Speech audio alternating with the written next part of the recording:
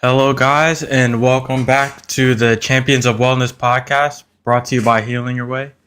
And like always, before we get into this episode, please like, subscribe, and share this podcast with anyone you know or you think may be interested in the content that we're covering. We're here on Rumble, YouTube, Instagram, TikTok, and Facebook. So please make sure to check out all of our socials. It's at Healing Your Way is a handle for all of them. And just excited to get into this episode. And the title we have today for you guys is The History of Sound. So on the last episode, we kind of did an introduction to sound and related it to music and how you can apply different methods of utilizing music to your benefit and kind of how you should be using it on a regular basis. But now we've decided we kind of want to make a series about this topic of sound because of how deep we can cover into it and how much information there is on it, pretty much. There's so much information that we kind of have to spread it out over a few episodes. I don't know how many exactly it's going to be, but it's going to be a few. But what we're going to do with this episode today is kind of get into all of the background, give you guys some context, and really give you a good look at the history of sound and why is it so important and fundamental to everything. Yeah, kind of like also how it came along with different cultures. Every single culture along the years has developed different plans of healing when it comes to sound, and we're trying to show you guys how there's many different ways and different things you can learn to better your life using sound. Yeah, exactly. And when we get into the history, you're gonna kind of um, be able to relate to it because I think all of us, some way or another, have been exposed to a lot of the origin stories of or creation stories. And these creation stories differ based on the respective religion that you follow. But one of the central things to almost all creation stories is kind of the idea that sound started out as one of the very first things. And we're going to go into all of the different creation stories and where you can find sound being present or being referred to. And that's kind of going to bring the story together and show you how sound is kind of something that like permeates through all aspects of life, not just specific to someone or some group or some religion. It's here with all of us, and it's significant with pretty much everything you and I are experiencing in this world right now. And sound, just so people know, sound is not only what we hear, but it's vibrations that happen inside of our body and also on the outside, which kind of affect how our body responds to certain things. Like if somebody came at me with a angering response to something versus somebody that responded to me in a nicer way, I would react to it way differently because of the sound and certain vibrations when it comes to high or low frequency. Yeah, and if you we start off by breaking down sound into or at its most basic level. We have a couple different things. So first of all, like Joshin said, sound is vibration, and I'm sure you guys all know what vibration is. It's pretty much when something is moving back and forth, but the specific way or the rate at which it moves back and forth is very significant. So that brings us into the first concept of sound, which is frequency. And frequency is going to be how fast something vibrates. Frequency is commonly measured in hertz, which stands for cycles per second. And when we have low frequency sounds, you're going to notice them to be a lot deeper and more bassy type of sounds compared to high frequency sounds, which are very bright and sharp sounds. And your body feels different frequencies in different parts of the body. So, for example, you feel a lot of lower frequencies, more in the chest and belly, and a lot of higher ones in your head and ears. So, that's like the first concept is frequency. The second basic concept around sound is going to be amplitude.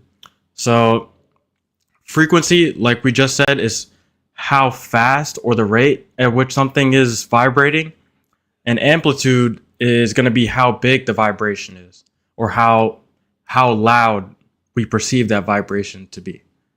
So different sounds can have the same frequency but different amplitude. So pretty much it would be like someone playing a bass drum, but instead of playing it very loudly or stomping on it, they're doing it very softly. So it has the same frequency, but a different amplitude because the larger vibration is much louder, even though the rate is the same. And then we have. Oh, no, go ahead. Yeah, you can also use the amplitude to kind of affect how you want to feel the sound or frequency that you're listening to. Say you are listening to a low bass, which is going to give you a more calming effect. You can raise it louder or lower depending on how you want to feel it. Kind of using your body as like I said before, as a radio station. You can change it, and it can affect you in many different ways. Yeah, and like those two things are like good things to tweak sometimes. Like, I don't know, if you're listening to music but you feel that it's too loud, you might find that even just lowering the volume or changing the amplitude makes all the difference. It might not be the specific frequency that's causing you disturbance. It might be the amplitude. So, but those are like the two basic concepts. They go hand in hand, and I didn't really like take note of the difference, even though like we see it every day. But the third concept that I think a lot of people don't really know about, and I didn't know about until I read a little bit more about it, is resonance. So resonance is pretty much when one vibrating thing makes another start vibrating with it. So, for example, when you're in the car and you're playing music, and then there's a specific note or a part of that song that makes the car door shake or rattle or makes the glass rattle, that's pretty much what resonance is. It means that the sound from one thing is now affecting the sound of another. So my vibration is affecting your vibration. So I thought that was really cool because it just shows the kind of interconnectedness of our world, because all of these different sound waves or vibrations are all affecting us. Even if it's something that we can't hear, it's still having an effect on us in a very specific way. And we, of course, have our own kind of song or rhythm playing in our body with our heartbeat and with the different frequencies that our body is operating at. But you just got to realize that it's also being affected by the sounds of everything else going around. So everything has a sort of resonance to it. And the more powerful a certain vibration is, it's going to have effect on other entities as well. Oh yeah, and also about something that I was thinking about as well, with Traeger regulating our body's rhythm. We use Traeger and we move our bodies in a certain type of wave-like movement, which kind of gives you ripples down the body and sending feedback uh, throughout the body to kind of get a response. So a trigger is also kind of like our body having its own resonance and affecting another one by doing these repeated movements and having like a wave like a response. So if somebody wants to regulate their rhythm within their body, a trigger is also a very good way of affecting it. And the other aspect, uh, as to how this also even relates to trigger further, is that if I am personally not at the right space or right vibration, then I'm not able to transfer a healing vibration to my client. So pretty much like if I am not in a good place, I cannot give the client a good experience. So I can't. I it pretty much is saying you can't give what you don't have.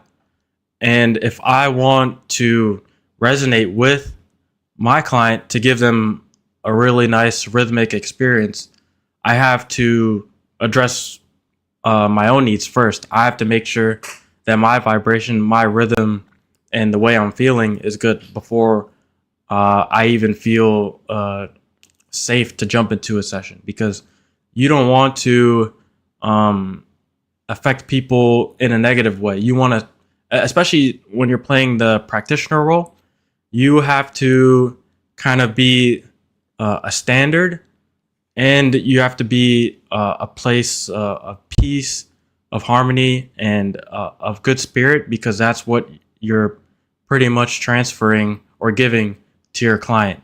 Because even slight disturbances can affect how a session goes, and I've noticed that when I wasn't feeling the best, or I wasn't in the right state, whether it was mentally, physically, it always affected my sessions, and it just makes me want to take care of myself so I can then take care of other people. And you can also use this in your everyday life. Like say you're working on an assignment or doing work that's really stressful. You can take a second and be like, hey, how am I feeling right now? And how is my body responding to doing all this work? Do I need a second, or do I need a couple minutes to take a deep breath and understand what's going on so I can really listen in and fix what my body's telling me to? Yeah, and with that, we're gonna kind of go into the first part of different creation stories. The first one we're gonna start with is the Hindu or the Vedic tradition, which sees the sound Om as the seed of existence. So we talked about Om in the last podcast episode as one of the most basic and one of the most primordial sounds that there is, and how Om can be used on a day-to-day basis as a chant to help bring yourself back to harmony with the universe and with your environment. Um, and the way the Hindus view Om is like as something as the most basic sound that includes everything. So they say that Om includes or contains all other sounds, just like pretty much how like a seed holds the entire tree. It's the basis on which everything else or all other sounds have been expanded upon. And what it does, it becomes creation, preservation, and dissolution. So it's like a full cosmic cycle just in one vibration. So Om is probably one of the most powerful sounds or chants that you can do if you want to bring yourself back in harmony and just help yourself out in any situation. And also, Om kind of it actually runs through all the frequencies that our body can hear and understand, the low, medium, and high frequency. So you're kind of giving yourself an internal massage, like giving your body all the vibrations and kind of ripples throughout your whole body compared to an external vibration. Yeah. And if we move on to other ancient Oh yeah, I wanted creation. to Oh, you go wanted to over. go into? Yeah, so with the no, I wanted to go back to Ohm and how to do it. I did it on the last podcast, but this one I'll go over it one more time just to make it clear. So when you're feeling the whole sound Ohm, it's three different steps. Ah in your chest, oh in your throat, and then in your head. So do you want to do it, song real quick?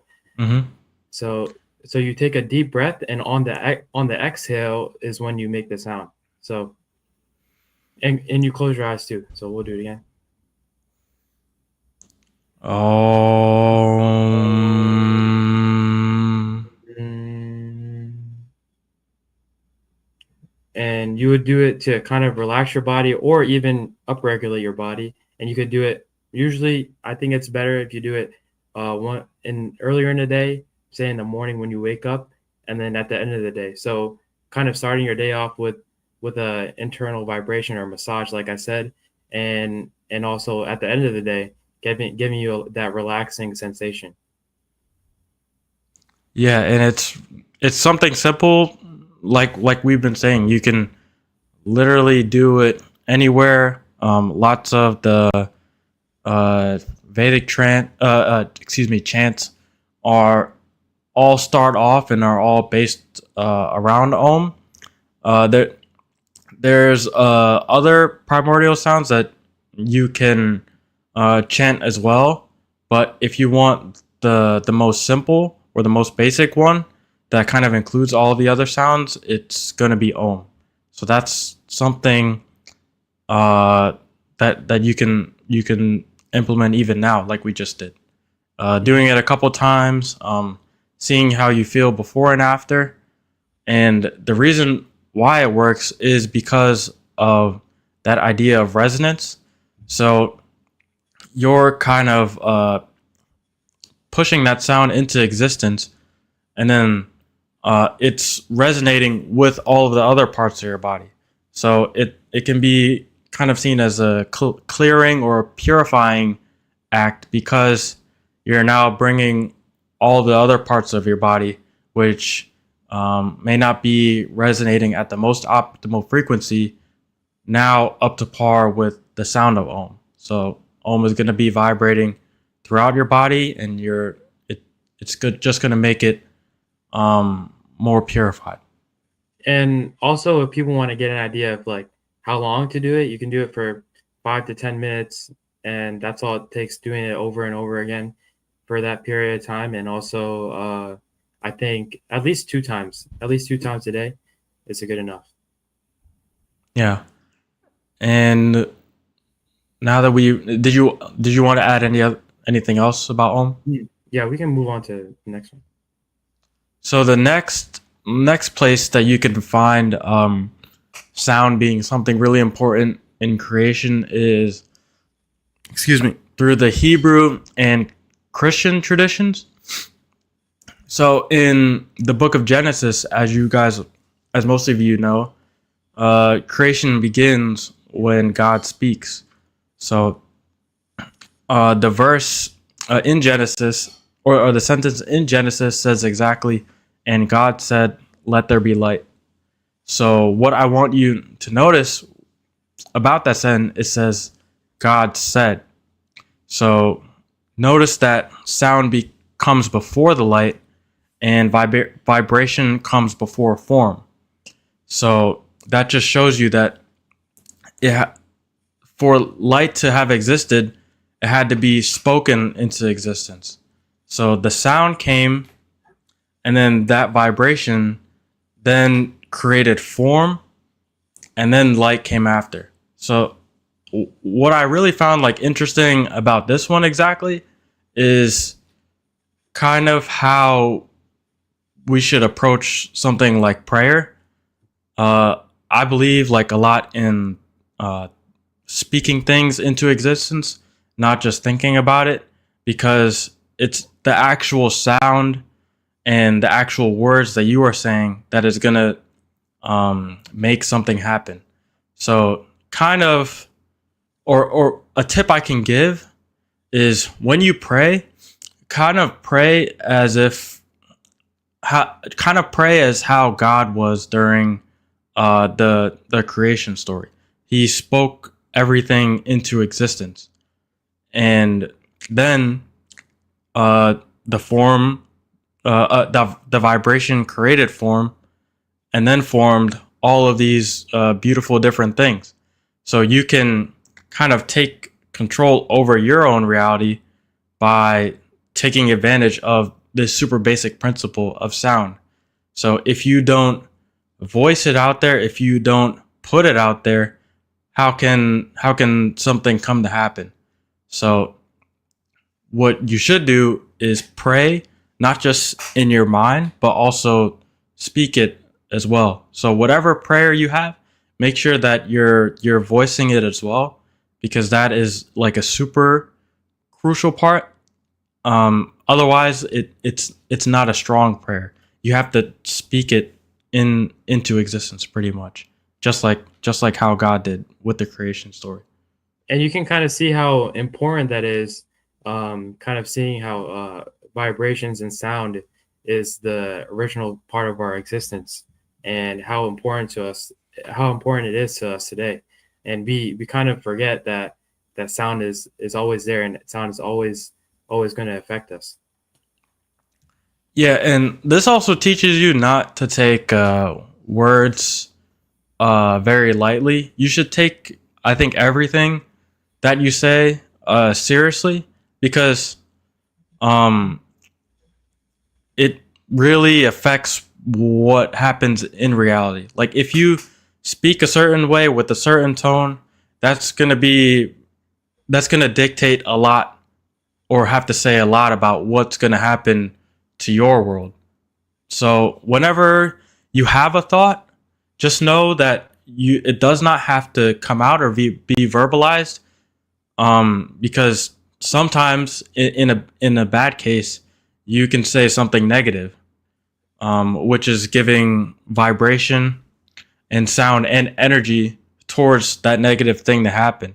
But if you, on the other hand, are um, speaking out positive thoughts, then that's going to change the sound, the frequency, the vibration of what you're saying, and it's going to change the outcomes that are yet to be, directly because how vibration and energy interact with the world. Like what you put out is pretty much what you get. I know you've probably heard that so many times, but it's very, very true, especially in the example of sound. So whenever you're thinking something, just know you still have the choice to say something positive or say something negative. And having negative thoughts is not a bad thing, but you are the one at the end of the day who has the choice to either verbalize it or not. And I kind of believe that while some things should be verbalized, trying to make things as positive as possible is gonna work out for the best. And what you say is like super super important.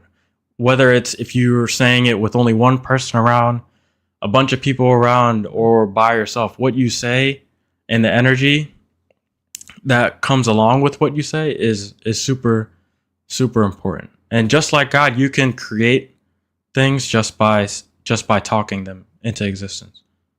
And also, Son, are you there? Is it froze a little bit, but Yeah, I'm here. okay. Yeah, and also many emotions and feelings can be portrayed through sound. Like, say I had an interview with this college, and I really wanted to get in, or interview for a job. The way you speak and the way you feel and say confident, uh, feel and say things and look confident and feel like you know everything, will give a different reaction and different feeling for the people listening. So whatever you say and how you say things can is really important, and I think paying attention to where you do it as well. Yeah, definitely. So what you say not only has effect on you personally, but also the other people around you, like Joshin is saying. So if you're saying something with a bad intent or bad emotion, that vibration is gonna, or sound is now gonna be resonating with that other person. So if we circle back to the concept of resonance, if you're like what you're saying has a specific frequency, that's going to resonate with somebody else. And feelings of happiness or positive energy has a certain frequency, and feelings of sadness or negative energy also has a specific frequency. So what you're talking or saying about is going to resonate with that person. So you're affecting them even if you're not being conscious about it.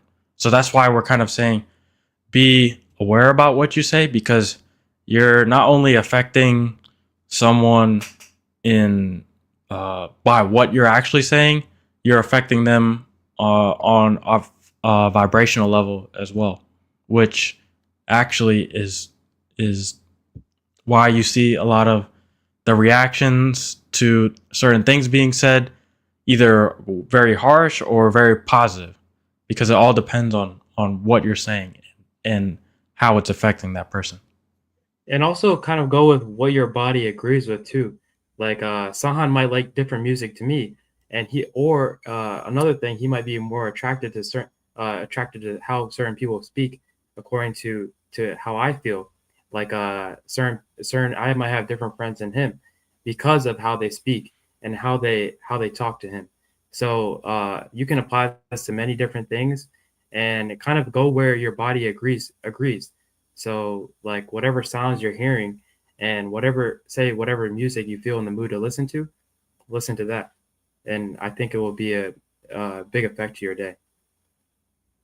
Yeah, and also be very, very mindful about uh, what you're listening to, and how it's affecting you, because sometimes people might be kind of feeding the wrong thing by maybe listening to music that's saying a lot of uh, things that they don't align with, or values that they don't align with, but it's actually kind of installing um, different ideas and vibrations into you by the words being said. So if, like, I know a lot of people listen to like rap music, I do too, but if you think about it on that level, what they're saying, even if you're not paying the closest attention to and you're only listening just for maybe the melody, or if it sounds catchy, the words that they're actually saying are processing in your brain and in your body, even if you're not realizing it. So what you're exposing yourself to is really affecting the way you act, the way you talk, and all of these different things. So it's good to go with what you feel, but also be mindful about the different things that you're doing or listening to, maybe causing. Yeah, all things have meaning and feeling, even on a vibrational level. Yeah. And if we move on to some other creation stories in the Islamic tradition, um, the universe begins with a very simple, powerful vibrational decree or command, and the command is be, and it is. So just like the Christian origin story, this is a spoken command, a vibratory impulse, and reality appears from this command. And it's creation through pure sound intention.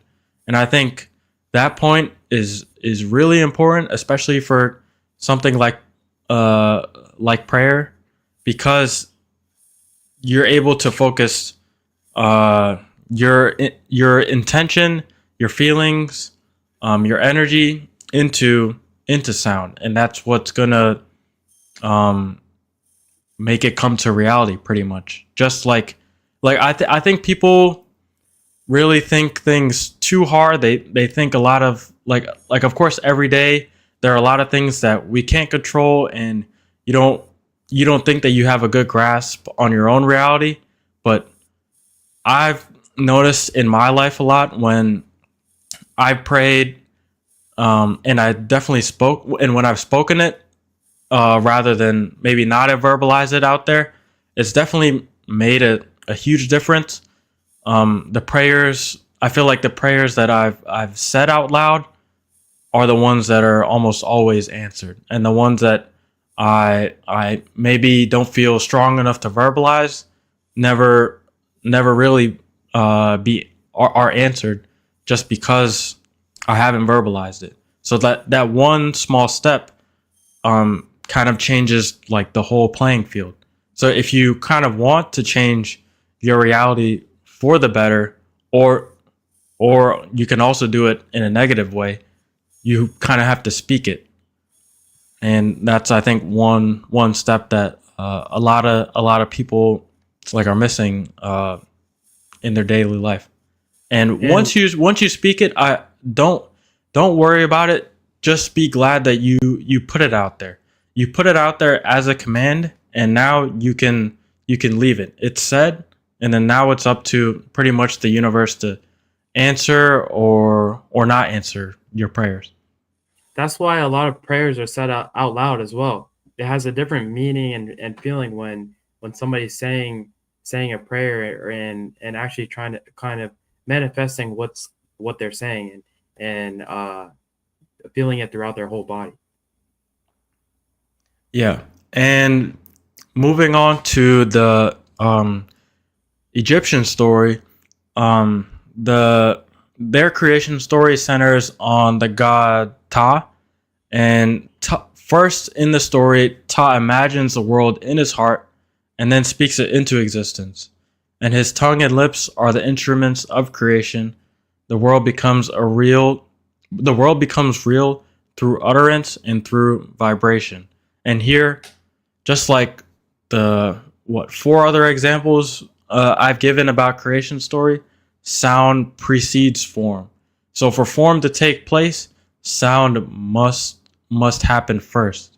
That vibration must be put out there first, and then it takes form. And if we kind of sum all of these up, the pattern beneath all of these traditions is that first creation begins in silence. And with silence, you kind of have like a formless potential. Anything can happen, anything can take form. It's pretty much waiting to take form. There's limitless potential. And then once a vibration or sound is put out there through something like a word, a tone, a chant, a breath, a hum, or a drum beat, that vibration is going to organize chaos, which is the sound, into something rhythmic like a pattern. And then that's where you begin to see all of these things take form, like light, matter, time, space, life, everything that we know to exist now. It all happens in this super basic sequence that first there's silence, then there's sound, and then there's form. And then if you kind of want to put like a scientific spin on this, it's potential, vibration, and then reality. So there's a potential for something to be created with silence, and then sound is introduced, creating vibration, and then that vibration takes on form and then creates reality. So that's like pretty much the most basic step into how to create something. Like if I want to create something for myself, this is like the basic formula to pretty much doing that. If I want to create opportunity, I want to go for something, I want to do something, I have the potential there, I think about it, then I pray it into existence, and then I do as much as I can on my own to make that into a reality, and then whatever will happen with the universe brings it all together. So speaking it brings that reality much closer to you than not. So if you want to really manifest and bring out a specific reality into your life, you have to speak it out. And also regulating your body's internal rhythm. There's many different ways that we were talking about when it comes to regulating that.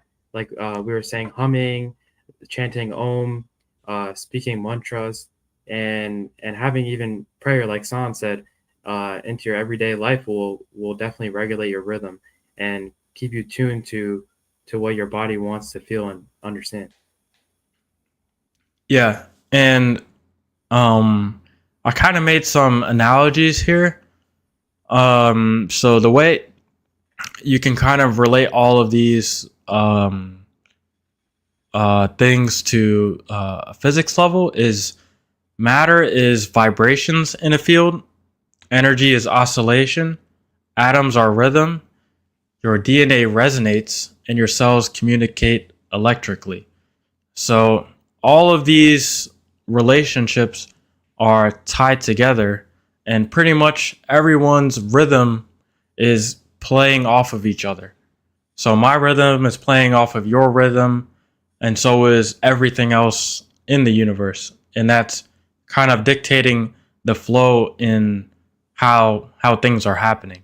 So when you understand how connected you really are to everyone and everything, it makes it much easier to dictate where you want to go in the world, what you want to be in the world, by just understanding that relationship and then applying what you know or can do to then go to the next step. And even there's even a rhythm in this conversation that we're having.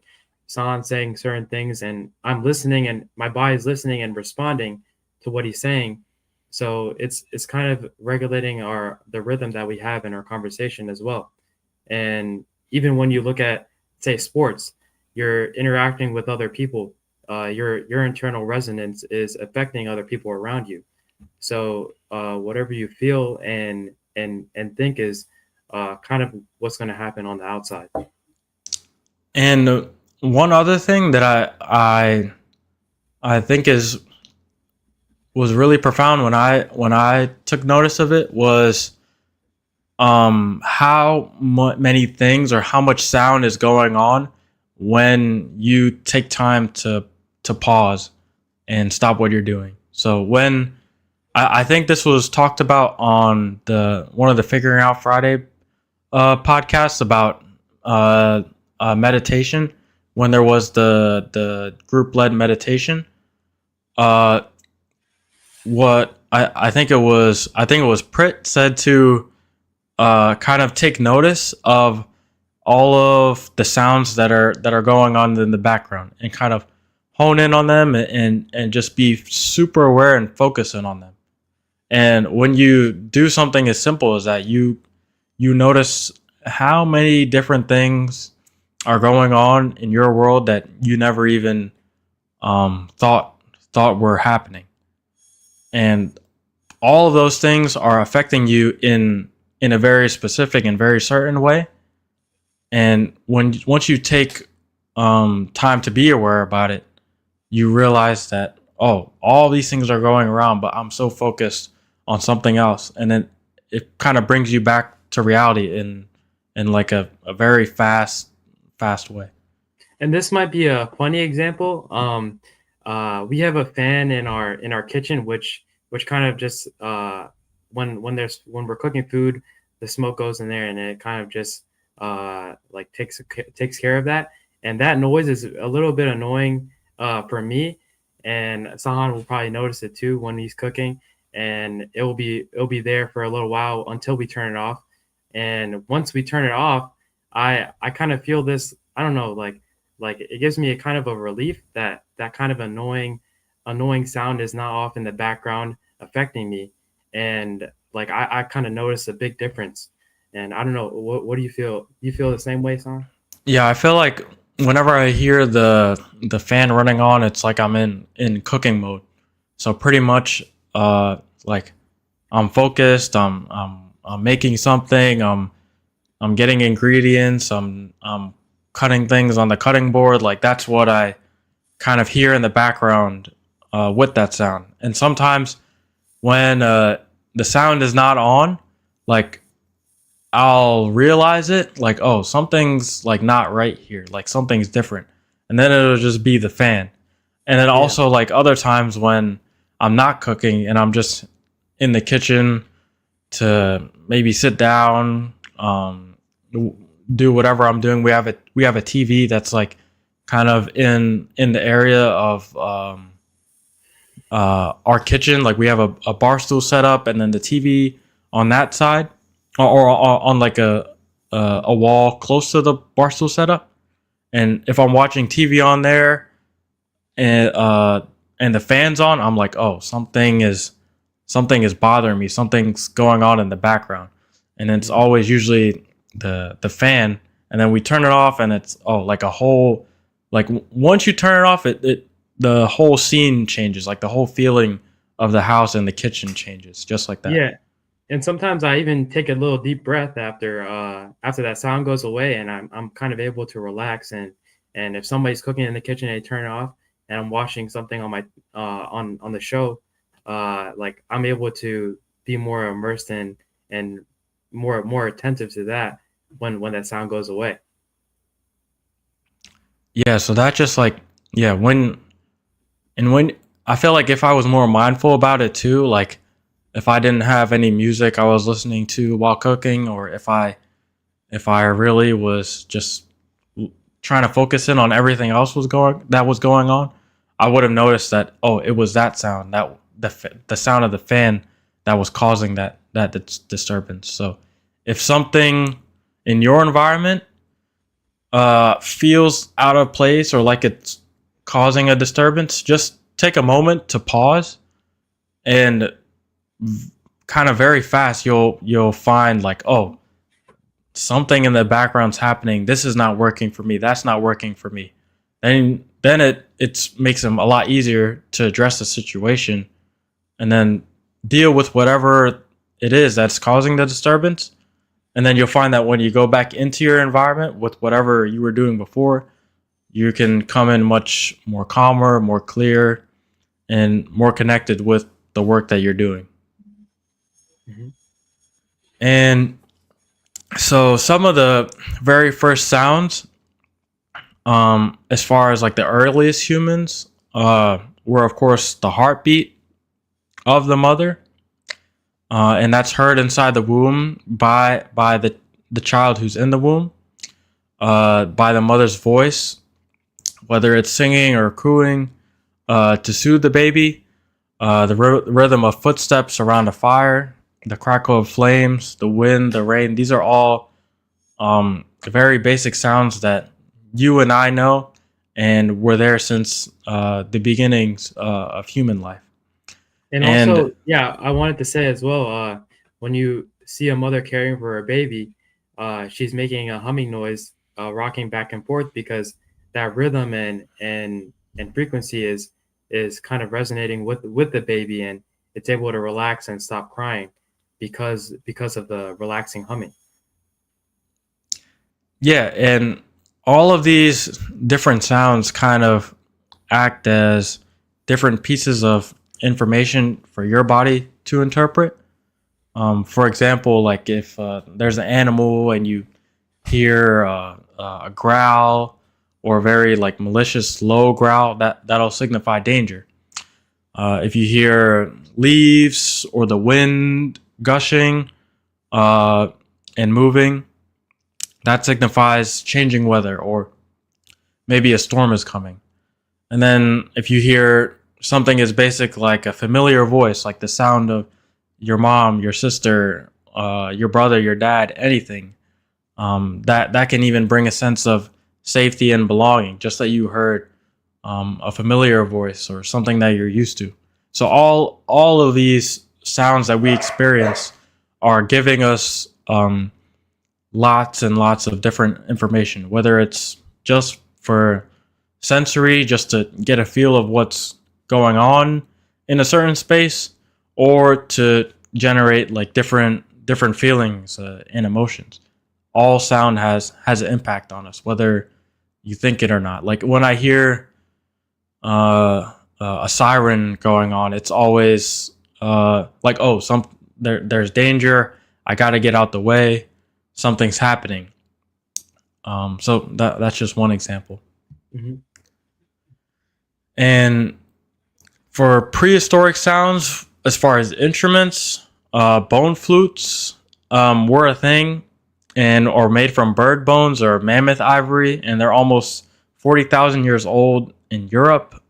Um, there have been a lot of carved drums and rattles that have been found in lots of ancient sites, and there have actually been cave chambers whose shapes naturally amplify echo and resonance, which are one of the two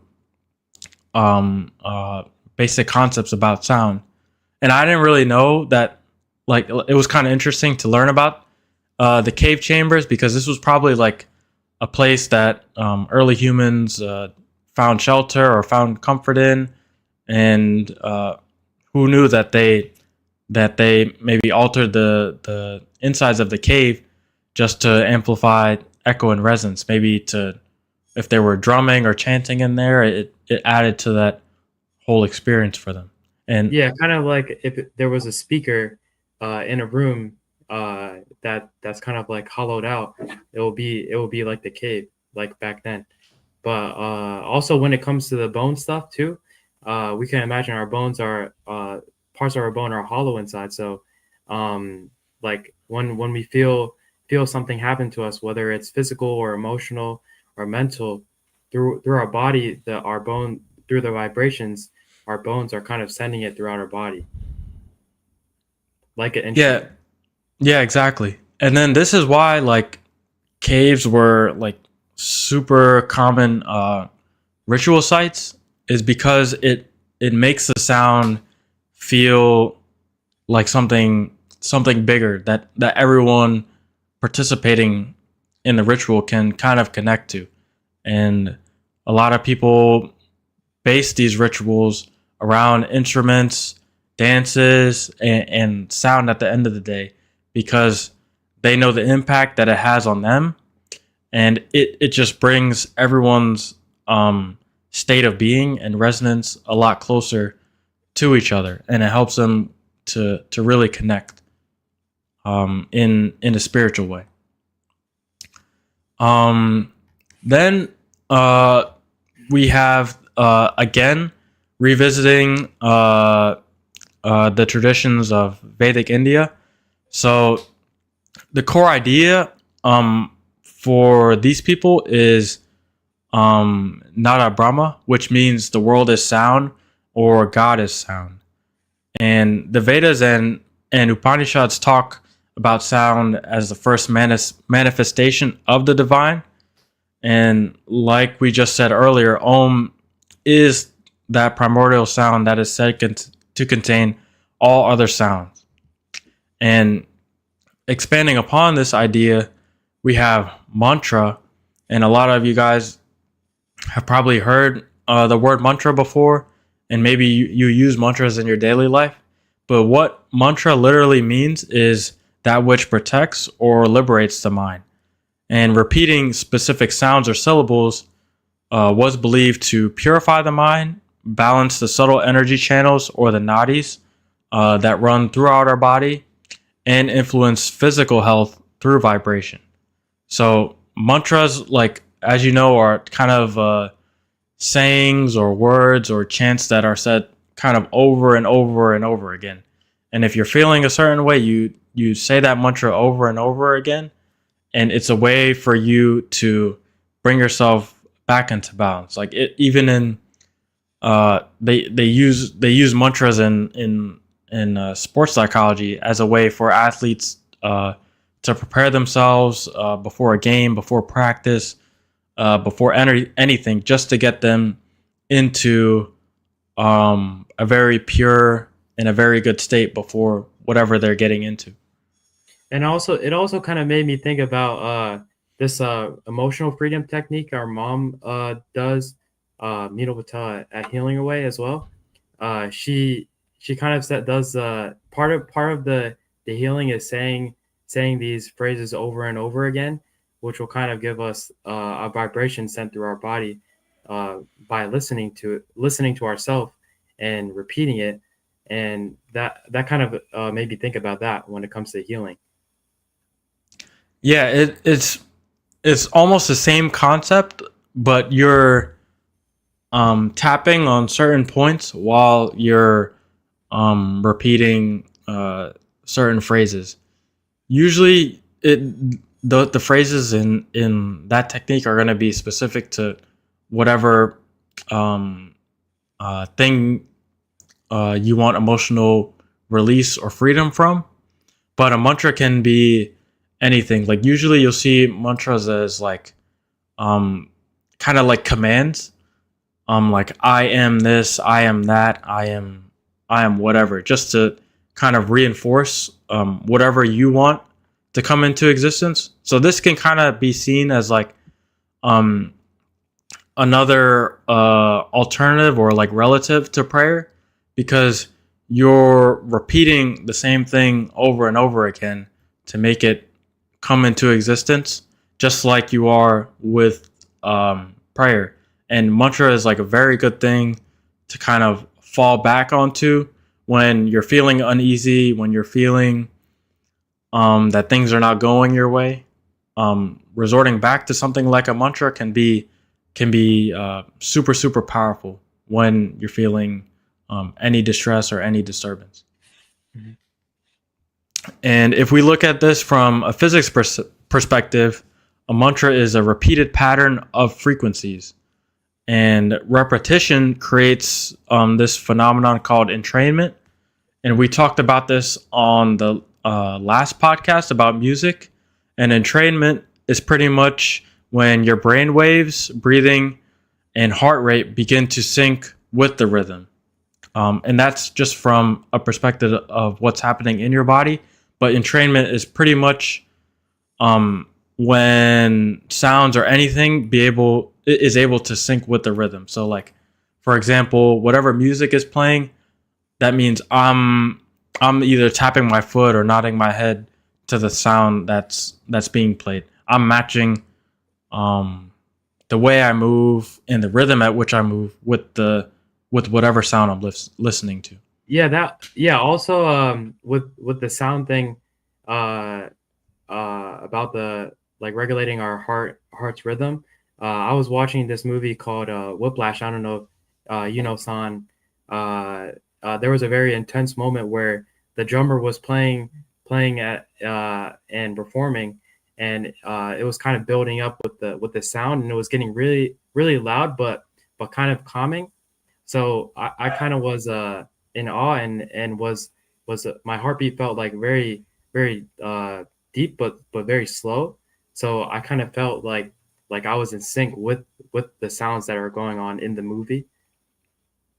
Yeah, and I think like if you like that's a whole category in itself. Like movies incorporate a lot of effects, and one of the major or most prominent effects are the sound, not just excuse me, the visual effects. The sound effects also play a huge part into the experience of the viewer. And something like, for example, in a horror movie, like scary music playing when um, the victim is running away from uh, the murderer or whoever is the main antagonist, adding that extra layer of music adds to the whole experience.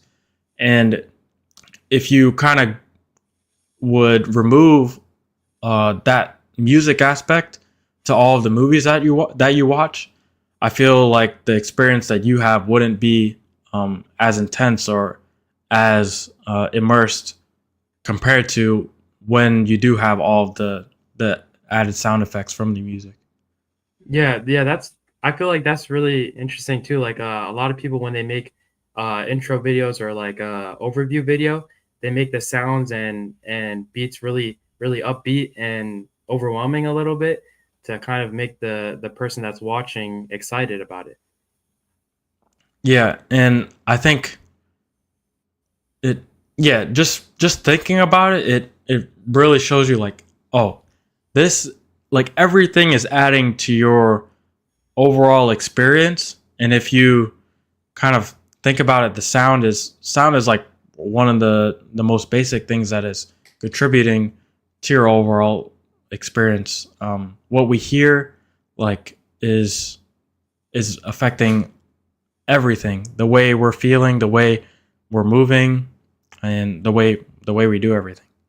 Yeah, like you can even see the difference. Say you played music in your backyard when, say, there's like a party or gathering or something, and turn that music completely off.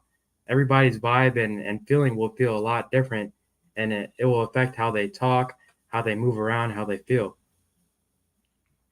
Yeah, and that it like if you want to build like a good atmosphere for like a gathering, you want to play like uplifting music, very upbeat, maybe something that everyone likes. That's why I also think when you brought up like friend groups, like a lot of friend groups seem to maybe have like similar music taste, even if it differs a little bit. And like I think that shows like, oh, all of us are interested in this and we can connect around this genre or that genre. And maybe even if what we like specifically is a little bit different, we can all connect and relate and enjoy something together. Mhm. And in ancient Egypt, moving on a bit, these people have incorporated chants in temples and have used it as a way to tune the body. So priests and priestesses used chants, intonations, and sistrums, which are metal rattles during ceremonies. And some temples seem to be acoustically designed so that certain frequencies are amplified at specific spots. So just like the caves, which were kind of changed or hollowed out or uh, whatever was done to them increased or changed the way the specific frequency was amplified. Just the way, just as in the way the Egyptians have done to their temples, they've kind of created their structure around the idea of amplifying specific sounds or frequencies. So Yeah, that and go there's ahead. several temples in Egypt I saw that have different rooms which amplified different frequency. So if you went into a temple and you wanted to pray in a certain spot and feel a certain frequency, you can go to a different room. So I think that's really interesting, and I think that will make a big difference. Not a big, well, it will make a significant difference to like before if a temple had no different rooms. I think it kind of makes a difference. I don't know. What do you think about if people added like different rooms which cause different frequencies to be amplified? Yeah, I think they would have a different feeling surrounding that room that would maybe dictate the purpose that they use the room for. For example, you use a kitchen for cooking, use a bedroom for sleeping, use a bathroom for going to the toilet or showering. I think just as in the same way those different rooms have different functions, the same way can be applied to how you maybe structure the rooms for amplifying different sounds. Mhm. Um, that's kind of interesting. I don't really know the exact architecture that they used or different structures that they used to create these frequencies. I'm sure some of it has to tie into with the pyramids. Um, but I the Egyptians are known for like lots of different architecture that is aligned geometrically. So they're really focused in on different shapes and different geometrical structures, and that's why you see um, pretty substantial things like the pyramids. Um, I think I think I think going into ancient Egypt would be another cool episode we could talk about. But yeah, it's like really cool to see how people are and tribes are designing their buildings to go with whatever sound or prayers that they're doing as well. Mm-hmm. And moving on to Greece, which is another very important uh, uh, landmark in history. It the kind of ideas around music they developed started with Pythagoras. So everyone knows the Pythagorean theorem that was created by this gentleman Pythagoras.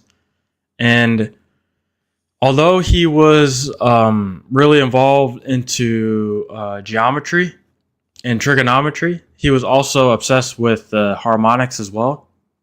So he discovered that when you pluck a string and divide it into different precise ratios, like either 1/2 or 2/3, you get intervals that sound harmonious, like octaves and fifths, if you guys know anything about music.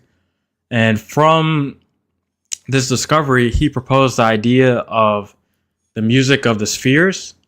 And the music of the spheres is pretty much the idea that the planets themselves move in harmonic ratios, creating a kind of cosmic music that we ourselves can't hear, but that shapes reality.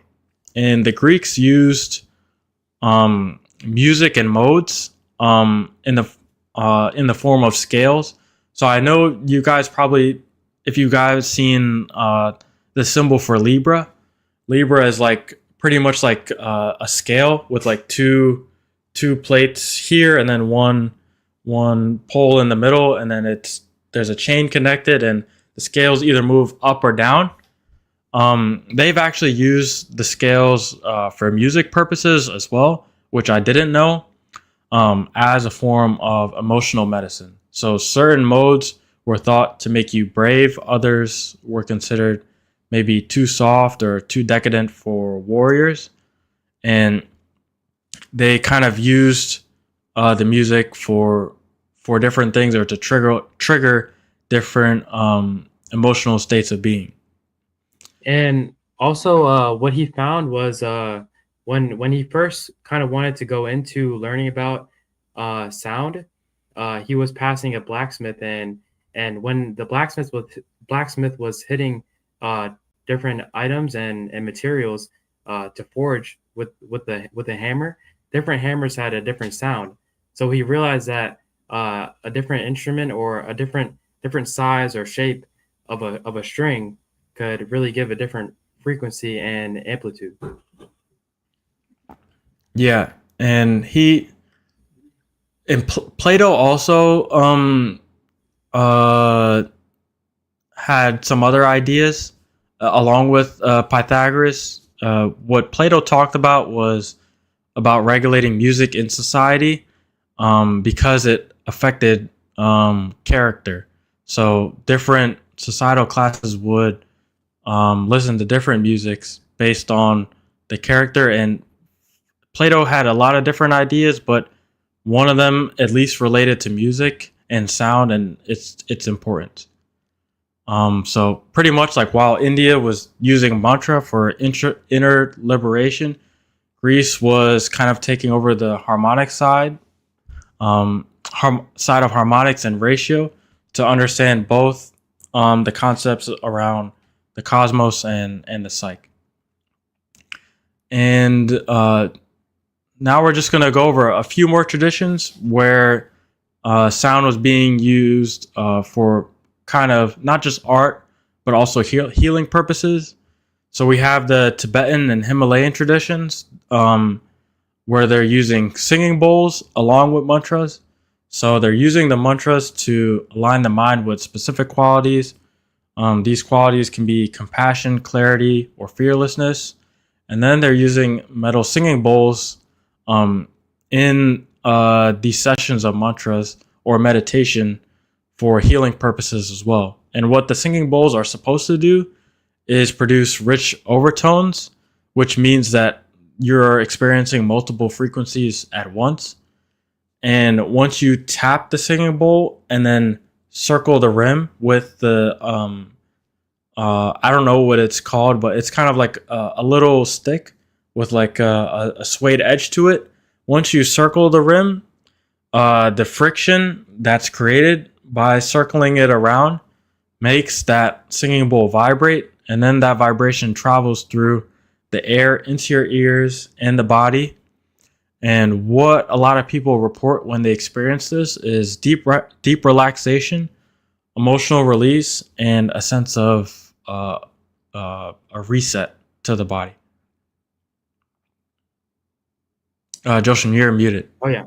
Also with the several different frequencies, like you were saying, one that happens with the singing bowl when it has two different sounds, in our brain, a third phantom frequency occurs as well, which puts you in a more meditative state.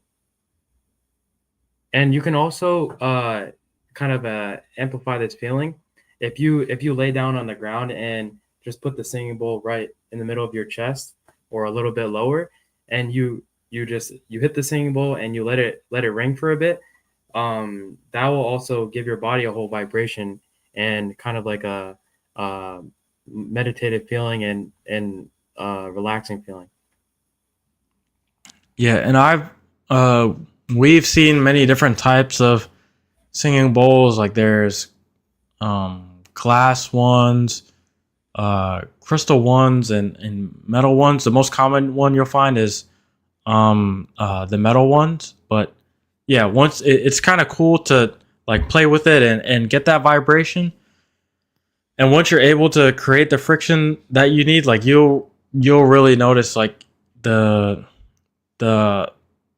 sound can project pretty far, and it kind of gives you like internal rattle or vibration that you can like physically feel.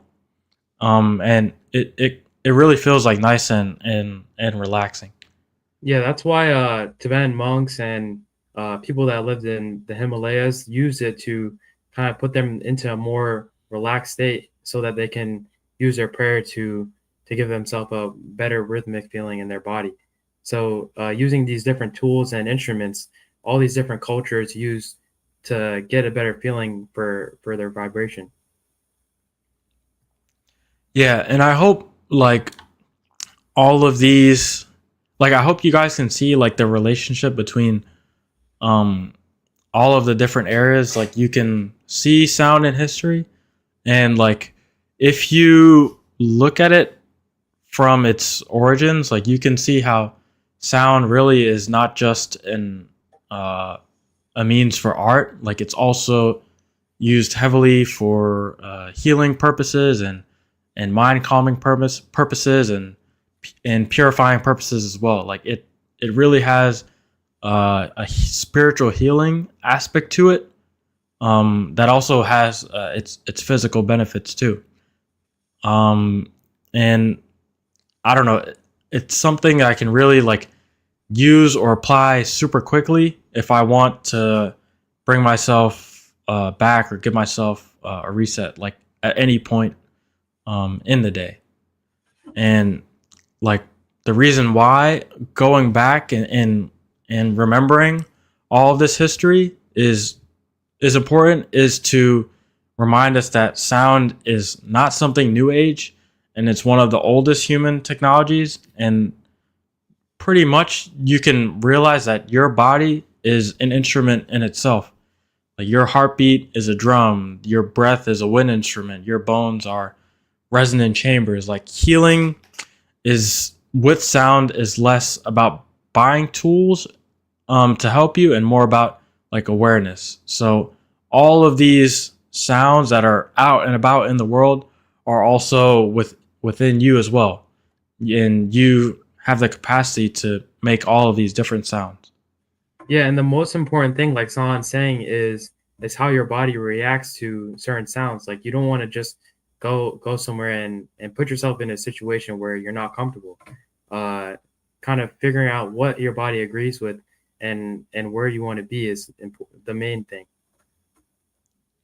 Yeah, and I think the history around it really gives you an idea of where you want to go as well, because I think the reason why everyone should be familiar with all of these stories or take the time to learn or see about all of the different creation stories is it gives you a way to connect back and visualize like kind of where you're headed uh, with yourself. Because I think if you don't know where everything started or everything came from, how can you kind of navigate or take advantage if you don't know how something's created in the first place?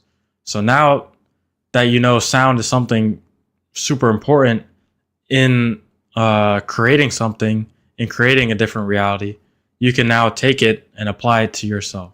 So this is something like everyone should know and be aware of. Mhm. And yeah, I Oh think yeah, and that also one thing I wanted to talk about in the future maybe is smell. I feel like smell is another topic where it brings up certain emotions and different feelings. Like if you go into a certain building and you smell the kind of like a smell that takes you back somewhere and picture something in your head. That's an emotion that needs to be explored, I feel like, and we could talk about it in the future. yeah, I think we could cover like episodes based on almost all the five senses. So like Mhm. uh hearing, touch, smelling, sight. What else am I missing? What did I just say? Four.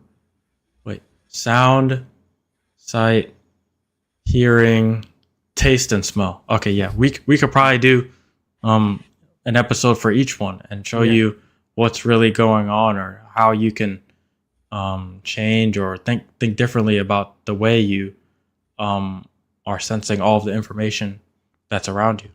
Yeah, and if we can explain it better for you guys to subconsciously be aware of certain things you should avoid or even add to your daily life, I think that that's great. And like if you have any recommendations for things you want to know, let us know. Yeah, definitely. And do you have any other last comments? Mm-mm. Yeah. So, yeah, thank you guys for tuning in to today's episode about the history of sound. Hopefully, we kind of covered like as much as we could have as far as the different cultures and origin stories. Just know that there's a lot much more than what we talked about, but at least we kind of gave you an idea of the main ones or where you maybe have seen it before. But hopefully, you guys uh, found the information helpful and it gives you kind of a new way to approach things. So, yeah, thank you guys for tuning in to today's episode, Champions of Wellness podcast, History of Sound, and we will see you guys on the next episode. See you guys.